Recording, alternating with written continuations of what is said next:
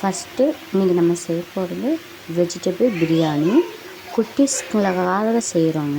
அதில் காரம் கொஞ்சம் மைனஸாக தான் இருக்கும். எப்படி செய்யணும்னு பார்ப்போம் வாங்க. ஃபஸ்ட்டு கோல்டு வின்னர் எண்ணெய் ஊற்றிக்கிறேன். கொஞ்சம்னா நல்லெண்ணெய் ஊற்றிக்கிறேன். குழந்தைங்களுக்கு சூடு பிடிக்காமல் இருக்கிறேன். பிபிடி இது ஏன்னா அந்த ஃப்ளேவர் குழந்தைங்களுக்கு மிகவும் பிடித்தமான ஒரு விஷயம். அதுக்காக நான் இதை ஊற்றிக்கிறேன். போதுங்க நம்ம எண்ணெய்.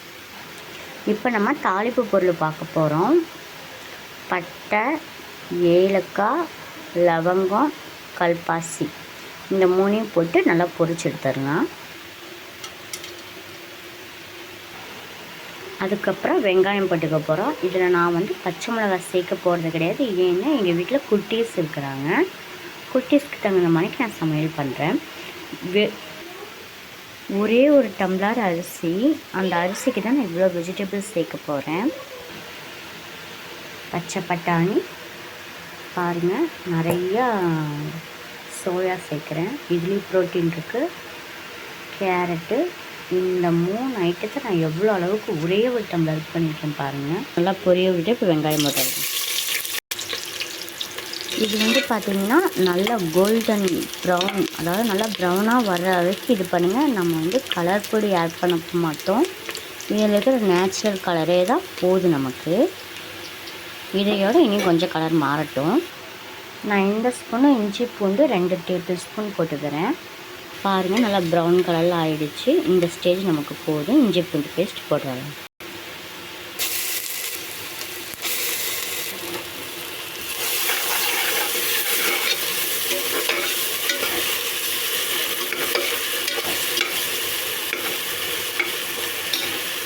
இந்த ஸ்பூனில் நான் மிளகாத்தூள் 2 ஸ்பூன் போட போகிறேன். உப்பு ஒரு 3 ஸ்பூன் போடுறேன். ஒரு பாக்கெட்.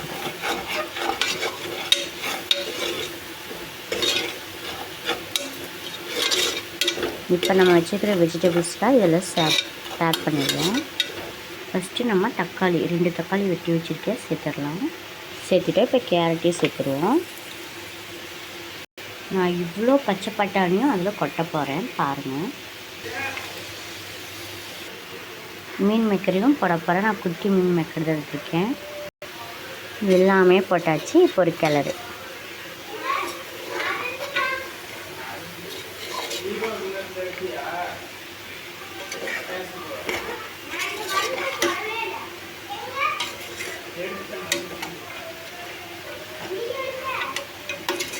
நல்லா ஒரு கிளறு, தக்காளி நல்லா மசிகிற அளவுக்கு கிளறி விட்டுக்கலாம்.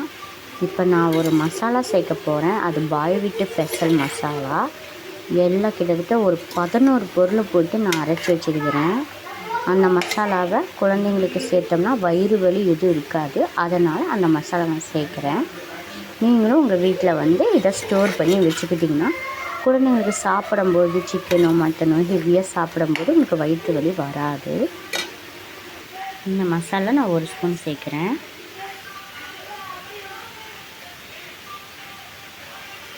நம்ம மெயின் ஒன்று சேர்க்காமல் இருக்கோம், கொத்தமல்லி, புதினா. அதை லாஸ்ட்டாக சேர்த்துடலாம்.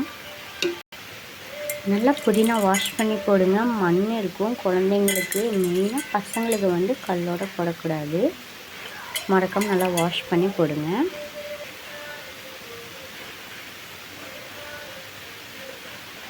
கொத்தமல்லி சேர்த்துக்கலாம். ஒரு கிளறு.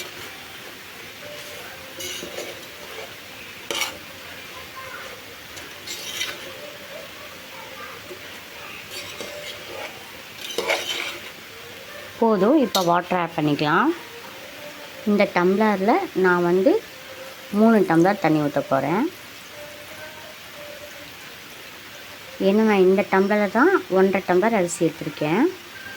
வாட்டர் ஆட் பண்ணியாச்சு. இனி அது கொதி வந்ததுக்கப்புறம் நம்ம அரிசியை போட்டுடலாம்.